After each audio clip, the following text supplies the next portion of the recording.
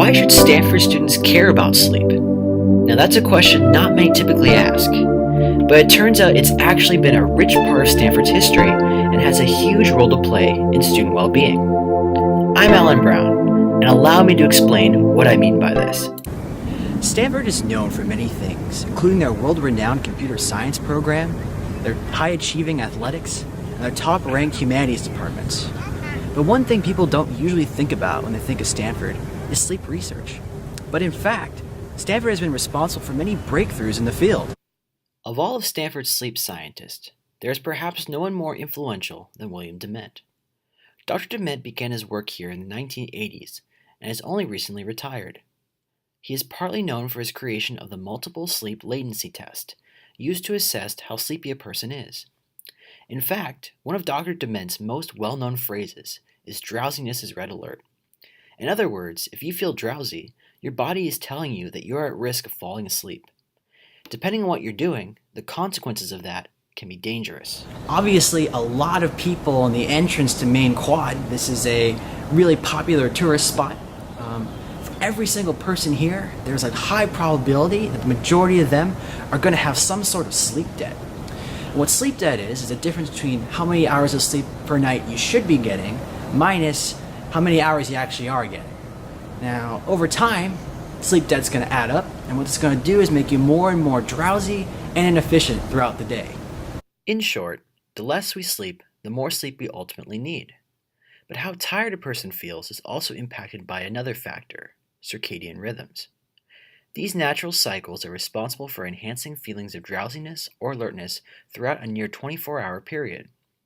Twice a day, our levels of alertness peak, and twice a day, our levels of drowsiness peak.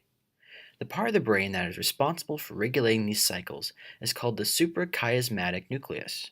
Once these factors have induced just enough drowsiness, you will experience four main stages of sleep. Stage 1, characterized by light microsleep. Stage 2, the longest stage of sleep. And Stage 3, consisting of deep sleep.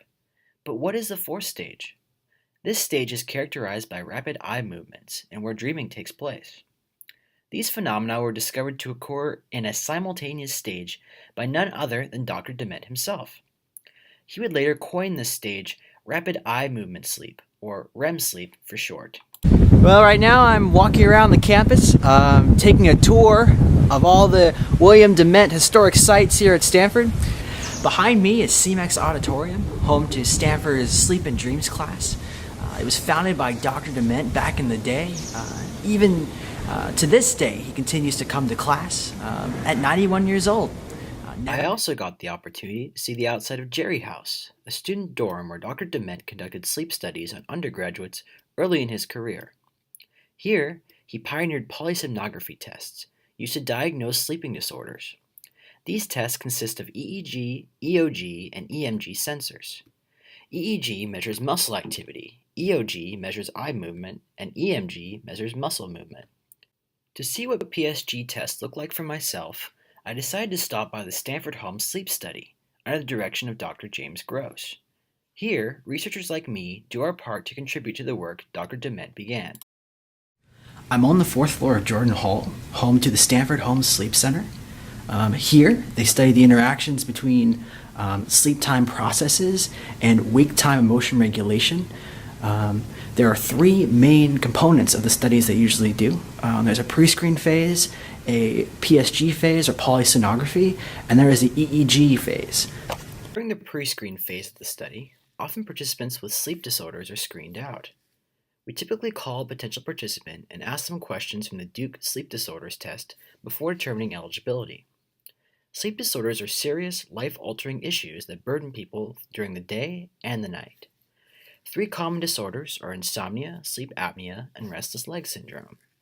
Insomnia occurs when a person is unable to fall asleep or stay asleep when they would like. It is estimated that 1 in 4 Americans suffer from insomnia in some capacity. This disorder can become chronic if a person begins doubting their ability to sleep on a regular basis.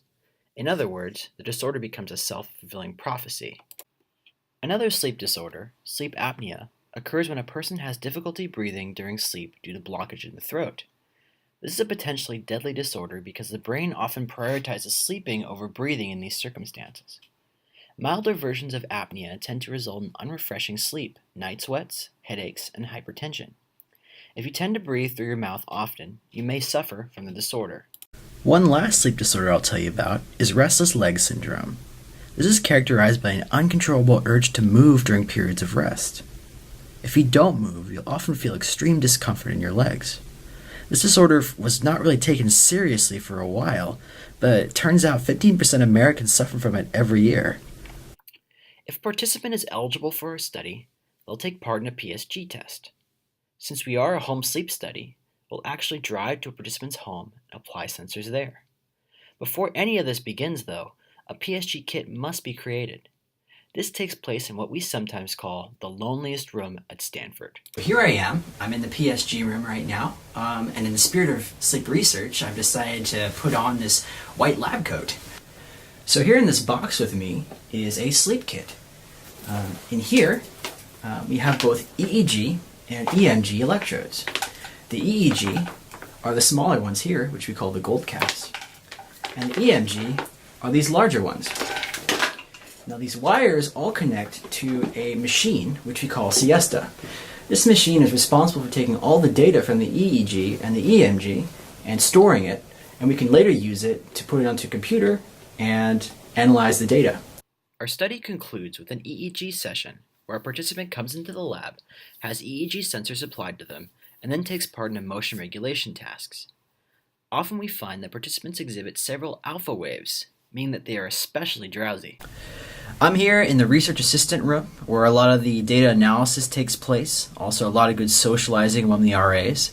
Before I go in this video, I want to leave you with a few food for thought points. One thing you should know, there's something called glymphatics that exists when you sleep.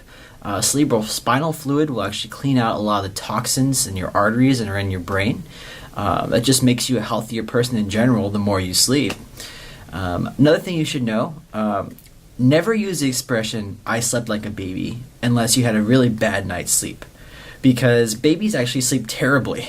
If you want expression that conveys a really good amount, like very deep, satisfying sleep, you're going to want to say, "I slept like an 8 or 9-year-old," because they sleep better than anyone does. What is perhaps most relevant to students, though, is sleep's role in memory consolidation. Sleep has been shown to not only slow decay of memories, but to enhance memories you've built up over the day. So simply put, odds are that you'll do better on your exams if you get a good night's sleep beforehand. Well, it's currently 12:40 a.m. here in the RA room. I'm going to head back to my dorm and get a good night's sleep. I don't know about you, but I hope you really enjoyed this video, and I hope there are a lot of good takeaways for you. Have a good night.